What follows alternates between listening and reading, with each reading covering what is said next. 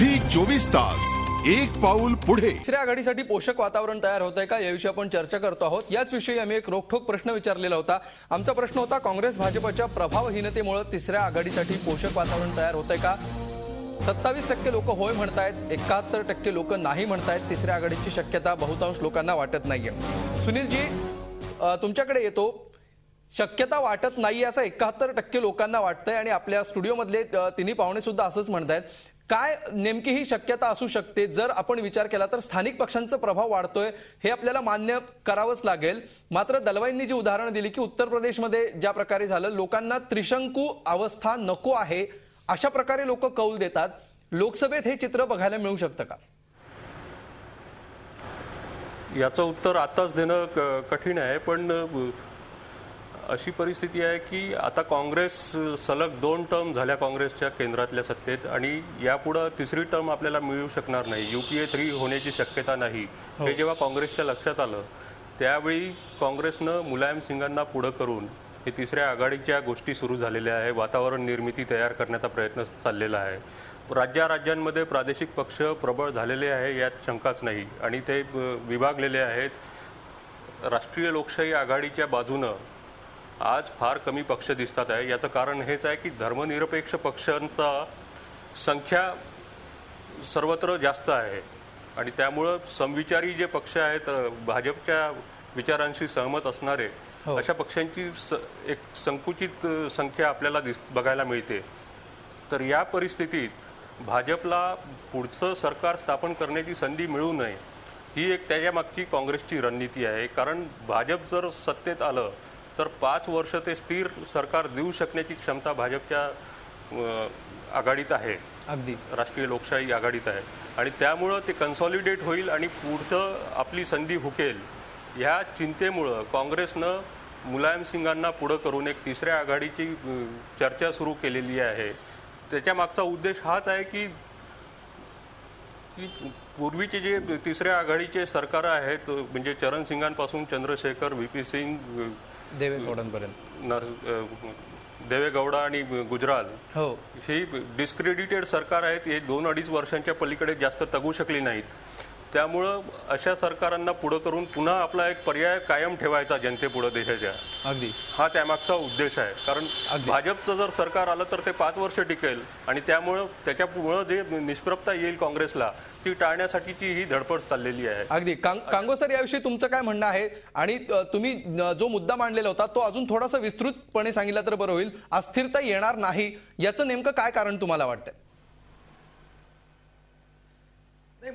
2 मुद्दे स्पष्ट आहेत की राष्ट्रीय नेता नाहीये। तुम्ही लक्षात घ्या, काँग्रेस असेल किंवा BJP असेल, या राष्ट्रीय सो कॉल राष्ट्रीय पक्षांना देखील राष्ट्रीय नेतृत्व असं काही निर्माण करता आलेलं नाहीये। हा अपघात नाहीये। तर ह्या देशामध्ये केंद्र आणि राज्यांचे संबंध काय असावेत?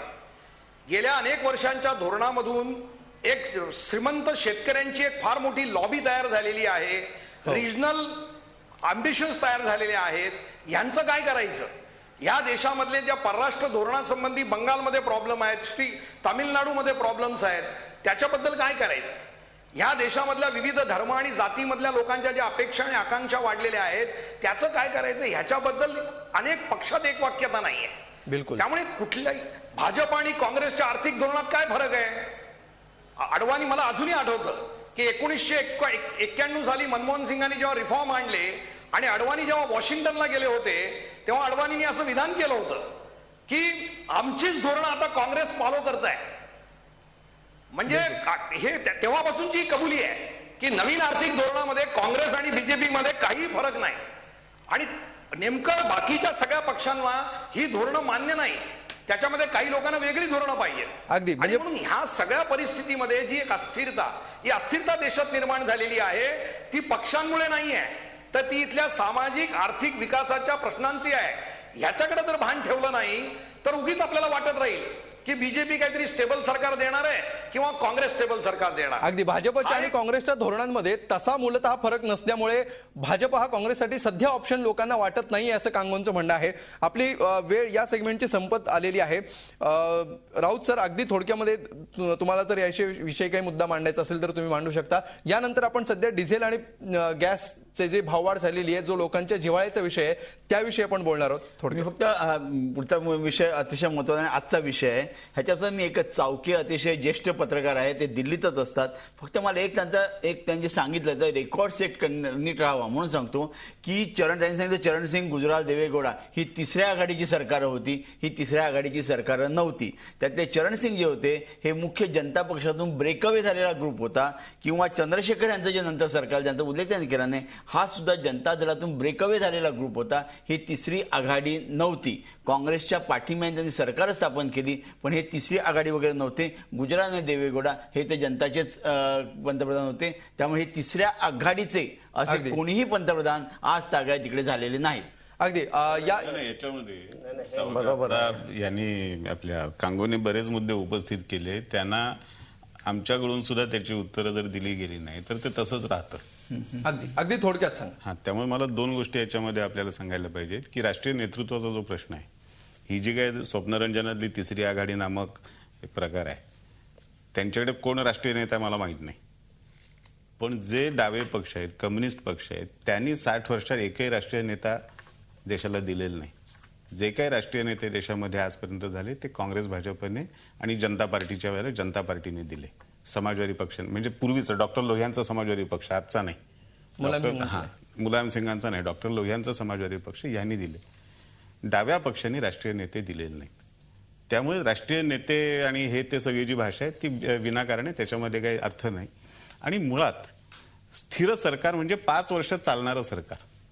काँग्रेस आणि भाजपचा यापैकी कुठल्या तरी एकाही पक्षाचा सहभाग नसलेलं कुठलंही सरकार ह्या देशात 5 वर्ष चाललेलं नाही. हा इतिहास आहे. तो इतिहास ह्याच्या पुढच्या काळात बदललेली शक्यता नाही.